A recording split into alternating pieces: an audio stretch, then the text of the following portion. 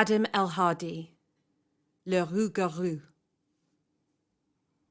On our busiest days, the men would often take a seat at the bar and ask, "René, how has a lady like yourself not found a husband yet?" Oh, how I would love to see the look on their hopeful faces if I told them I was married to my country. Not happily married, mind you. It's quite the toxic relationship. How can it not be? When every second of my life I hear that blade falling and know that someone has had their life cut short, if you'll pardon the macabre pun, by a mad tyrant and his shiny toy. Even now, when I look outside, all I see is a crowd gathering and the soldiers preparing for an execution. Revolting, in all meanings of the word. It wasn't meant to be this way. And there was once a time when I supported the revolution, with all of my heart. I mean, how could you not? They were our saviours, from a monarchy that had spent more time bathing in their riches than fixing life in this country. I was there, at the tennis court where the Jacobin Club was founded. And when I heard the words of Georges Danton promising a democratic France, I was screaming along with the crowd. Vive la France! Liberté! Égalité! Fraternité! I didn't join because, quite frankly, I'd rather tend to my pub and support from the side. Revolution is a bloody life, and you can't blame me for thinking of my survival.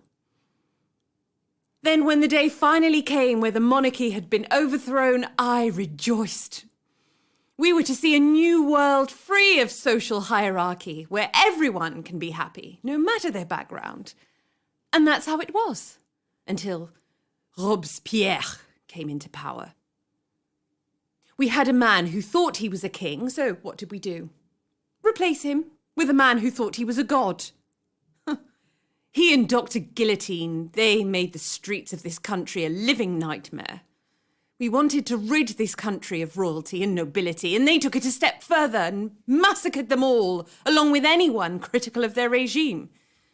I soon became disillusioned with the revolution. Like many others, I am no longer in the sideline, but fighting for my survival every waking second. I long to fight back, but all who have tried have ended up on that platform. There is no way out. Life became simple once again. Forget about the dangers of the outside world and continue looking after this little pub. Easy. But very boring. So I began to read. I spent all of my free time combing through the works of my personal hero, Jean-Paul Marat. One of the last great men of the revolution. He understood what we were fighting for, more than all of those swines. Citizens, ha! But the way Marat would write about his country filled me with the thrill of a hopeful young revolutionary once again. Oh, how he would pick me up on even my darkest days, when I would tell myself, it's okay, we have Marat, so everything is going to be just fine. Oh, how he could pick me up even on my darkest days, when I would tell myself, it's okay, we have Marat, so everything is going to be just fine. Oh, how you would have loved to see the look on my hopeful face once I had found out they'd killed him. Gone. The last thing we have left to remind us of the good old days, slaughtered like an animal by a scheming royalist. Why him? It could have been anyone else, but no! You had to snuff out the one candle we had in this dark night. Nothing done about Robespierres and his pigs. So, life became simple once again. Depressing, repetitive, very boring. So, I did something I never thought I could. I began to write.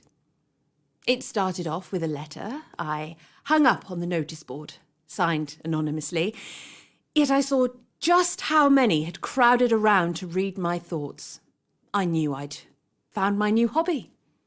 I created a secret newspaper, Le Rougaroux, and filled it with all of my most honest and unfiltered opinions about the swine we call government. More and more my writing began to circulate until I couldn't stop hearing about it in casual conversation, in and outside of the pub. Marat, you may not be here with us anymore, but your wish still lives on. My masterwork? A 300-page essay denouncing that godforsaken killing machine that the revolutionary boys covet oh so dearly. Read by 1/3 of the entire nation, and yet nobody suspects Mademoiselle René. The fruit of my labours? The reaction to my literary action? Take a look outside. That execution that they are preparing for? Why, it's that pig, Rolespierrés. Not bad work, no? Now, if you'll excuse me, I have a pub to open. Au revoir.